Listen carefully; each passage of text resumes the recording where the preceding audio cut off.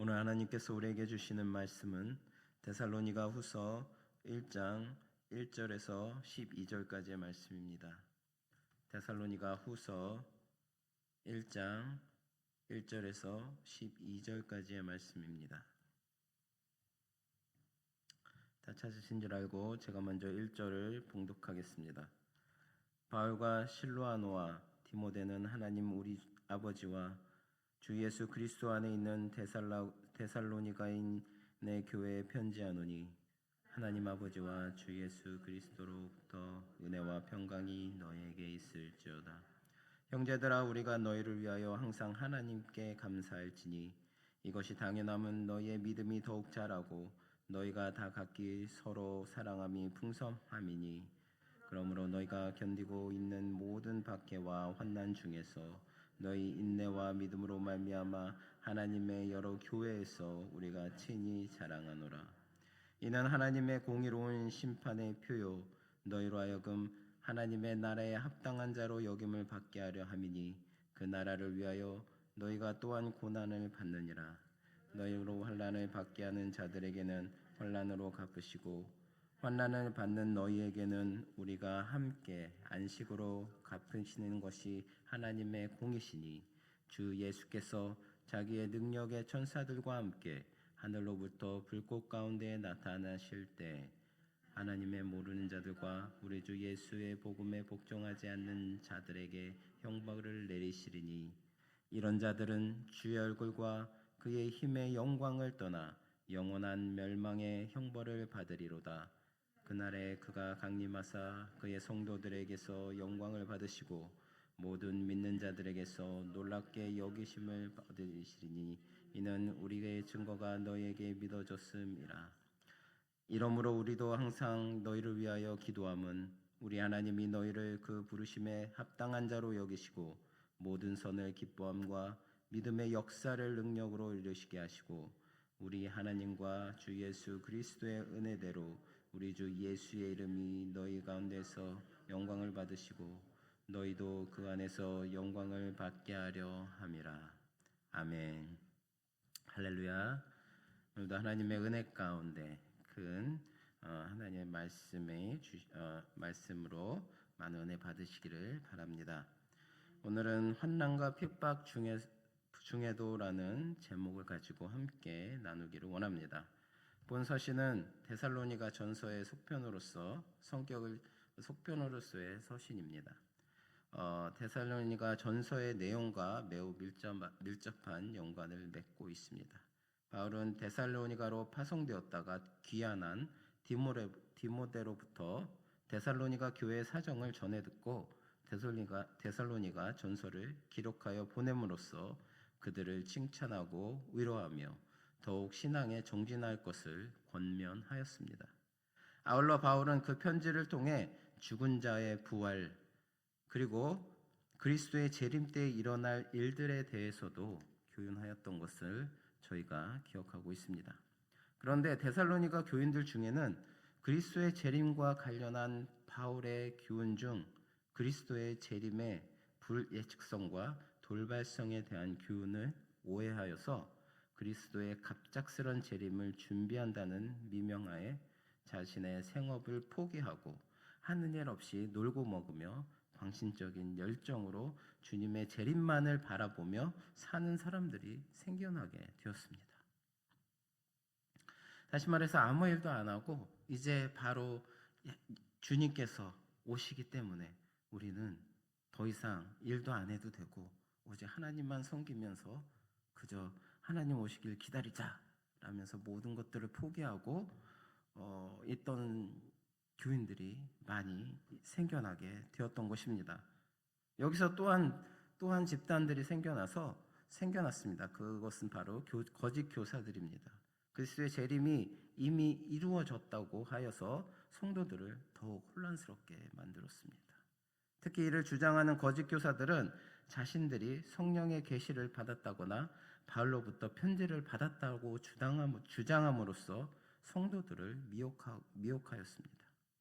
이에 바울은 급히 본소를 기록하여 보냄으로써 환난 중에 있는 데살로니가 성도들을 위로하고 격려하는 것은 물론 잘못된 종말관을 바르게 고치고 그들이 거짓 교훈에 미혹되지 않기 위해서는 진리를 굳게 잡고 규모 있는 생활을 해야 함을 교훈한 것입니다. 그러기 위해서 사도 바울은 데살로니가 수서의 편지를 써서 또한 데살로니가 성도들에게 새롭게 교훈을 보내주었던 것입니다. 1절에서 4절을 보자면 환난 중에 있는 데살로니가 성도들을 향한 격려를 말하고 있습니다. 바울은 데살로니가 성도들의 믿음이 더욱 성장하고 있을 뿐만 아니라 그들 상호 간의 사랑이 더욱 풍성해지고 핍박 중에서도 믿음으로 인내한 데 대해서 하나님께 감사하는 내용입니다.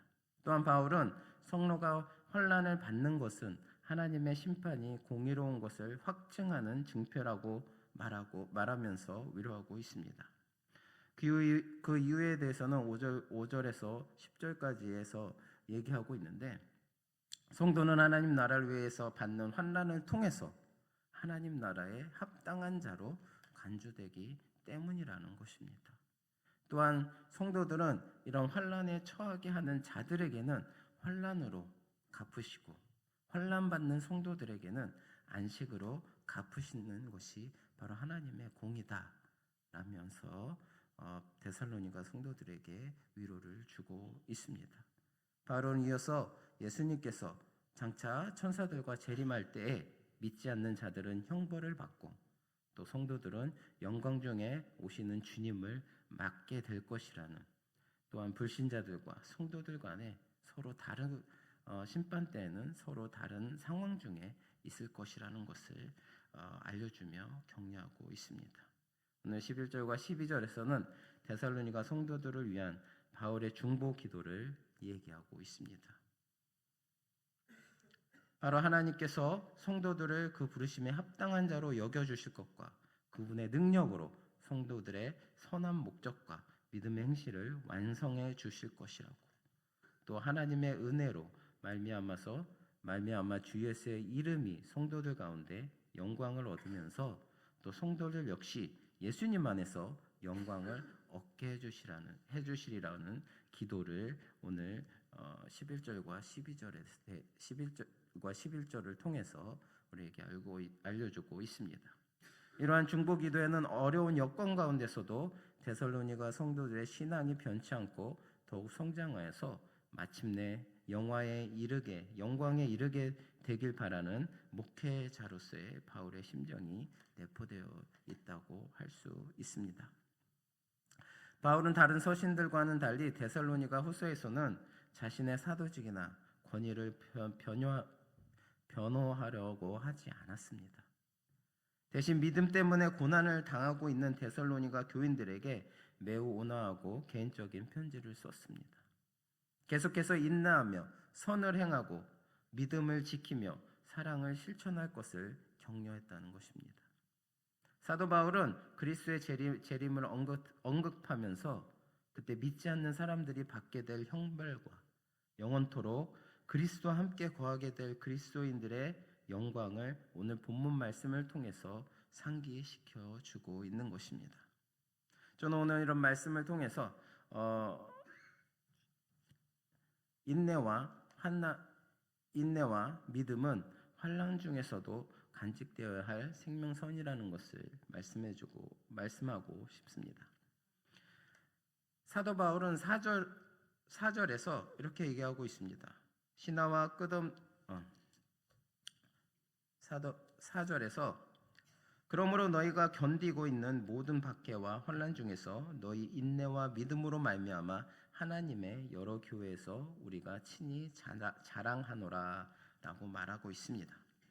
데살로니가 성도들의 인내와 믿음에 대하여서 사도 바울은 감격해하고 있습니다.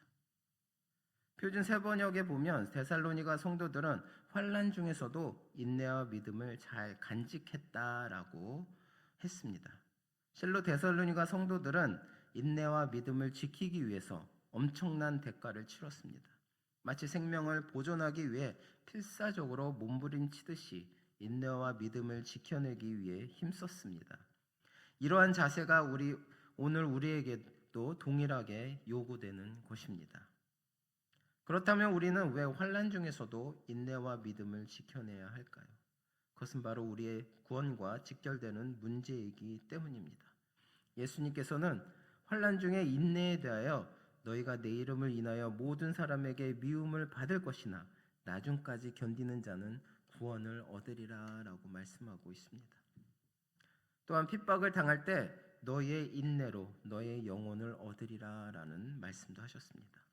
그만큼 우리의 구원에 있어서 인내는 중요한 것입니다.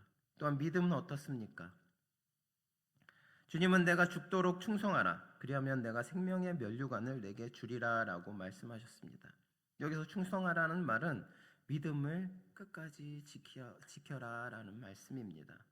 우리가 참으로 하나님의 사랑을 경험한 믿음을 지니고 있다면 환난과 핍박 중에서도 넉넉히 견딜 수 있는 것입니다. 그리고 이처럼 환난 중에서 인내와 믿음을 지킬 때 우리의 구원은 보장되는 것입니다. 사랑하는 성도 여러분, 만약 어떤 교인이 환난 중에 인내와 믿음을 간직하지 못한다면 그것은 무엇을 의미할까요? 마태복음 13장 21절에 보면 환난이나 핍박이 일어날 때 넘어지는 자는 뿌리가 없는 신앙인이라고 했습니다. 갈라디아 교회의 거짓 교사들이 성도들을 향해 이신득의 믿음을 버리고 할례를 받으라고 가르친 것은 순전히 주님의 십자가로 인한 핍박을 피하라는 메시지에 불과했던 것입니다. 이것을 종합해 보면 인내와 믿음을 지키지 못하는 신앙인은 아직 구원의 말씀이 자기 속 안에 내면화되지 못해서 언제든지 복음을 저버릴 수 있는 자들이라는 것을 알 수가 있습니다. 반대로 인내와 믿음을 지켜내는 성도는 확실히 구원받았음을 보여주는 것이라 할 수가 있습니다. 물론 이것은 환난을 겪어야만 구원을 받을 수 있다는 말이 아닙니다. 구원은 오직 믿음으로 받지만 믿음 때문에 당하는 환난에서 그 믿음을 인내로 간직할 때 진정 구원받은 믿음으로 증명된다는 것입니다. 그러므로 우리는 환난을 당할 때 도리어 기뻐함으로 믿음과 인내를 지켜내야 할 것입니다. 그리고 핍박받는 자를 위해서 기도해야 합니다. 또 하나님께 영광을 돌려야 할 것입니다. 환난 중에도 인내하며 믿음을 지키고 핍박하는 자들을 도리어 불쌍히 여기며 그들을 위해서 기도해 줄 수 있는 성숙한 신앙을 가지시길 바랍니다. 바울은 5절에 보시면 이는 하나님의 공의로운 심판의 표요 너희로 하여금 하나님의 나라에 합당한 자로 여김을 받게 하려 함이니 그 나라를 위하여 너희가 또한 고난을 받느니라 라고 말씀하고 있습니다. 이는 데살로니가 성도들이 받는 고난의 의미를 설명한 것입니다. 즉 하나님 나라에 합당한 자로 인정받도록 하기 위해 하나님께서 고난을 그들에게 허락하셨다는 것입니다. 흔히 사람들은 하나님을 믿으면 고난도 없어져야 정상이 아니냐고 묻습니다. 그러나 성경은 하나님을 믿는다고 해서 성도들에게 고난이 없을 것이라고 말하지 않았습니다. 현실적으로 볼 때 성도 역시 다른 사람들과 마찬가지로 질병이나 재난, 육체적 죽음 등과 같은 고난을 받습니다. 저 역시 육체적인 고난을 받음으로 인해서 하나님을 원망하고 또 한동안은 하나님을 찾지 않았던 과거가 있습니다. 이만큼 하나님을 열심히 믿고 또 하나님을 따른다고 하지만 우리 성도들에게는 늘 고난이 닥쳐오고 있습니다. 여기에 더하여서 성도들은 불신자가 당하지 않는 고난도 받습니다. 즉 성도들은 신앙 때문에 불신자들이 당하지 않는 고난도 당하는 것입니다. 본문에서 말하는 고난은 바로 이런 고난을 가리킵니다. 성도들은 각자의 가족보다도 하나님을 더 우선으로 여김으로 인해서 고난을 받습니다. 또한 가치관의 충돌 때문에 세상 사람들로부터 핍박을 받기도 합니다. 더군다나 우는 사자같이 성도들을 삼키려고 덤벼드는 사단의 공격 때문에 고난을 당하기도 합니다. 그러한 고난이 힘겨워 결국엔 믿음을 저버리는 사람들도 있습니다. 그러나 우리 성도들은 고난을 당할 때 그것을 자연스럽게 받아들여야 합니다. 베드로전서 4장 12절에 보면 너를 시련하려고 오는 불시험을 이상한 일 당하는 것 같이 이상히 여기지 말라라고 말씀하고 있습니다. 여러분, 풀무처럼 믿음을 연단하는 이 불시험, 이 고난을 우리는 어떻게 당연한 사건으로 받아들일 수 있을까요? 그것은 고난의 목적, 그 고난을 통해 행하시려는 하나님의 의도를 분명히 알 때 가능한 것입니다. 하나님께서 우리에게 고난을 허락하시는 것은 본절에서 말씀하고 있는 것처럼 우리로 하여금 고난의 풀무를 통과하여 하나님 나라의 합당한 자로 인정받게 하려는 때 있습니다.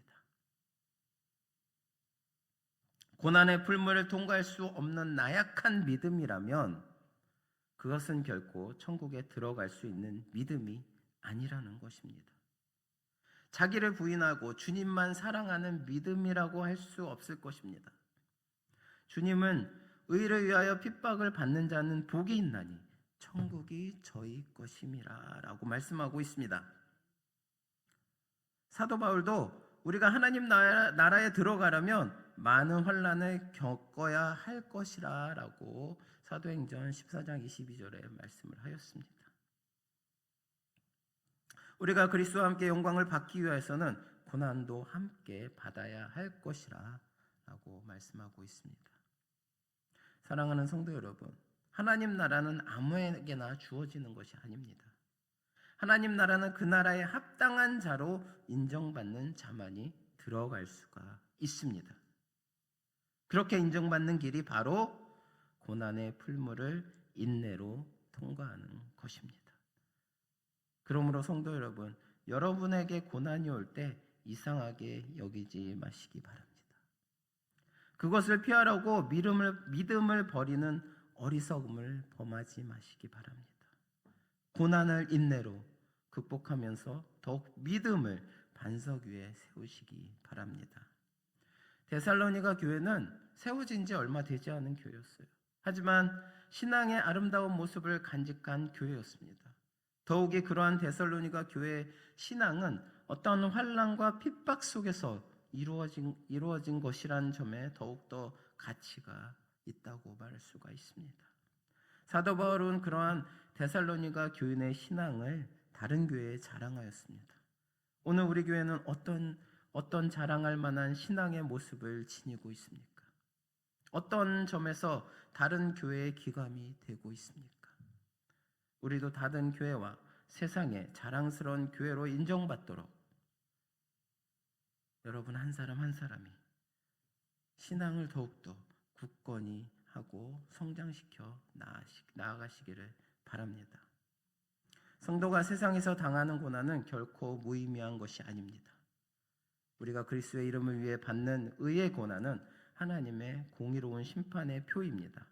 동시에 우리로 그리스도의 영광행에 동참하게 하는 것이라고 오늘 11절과 12절에 말씀하고 있습니다. 그러한 의미에서 우리가 받는 고난은 하나님의 큰 특권인 것입니다.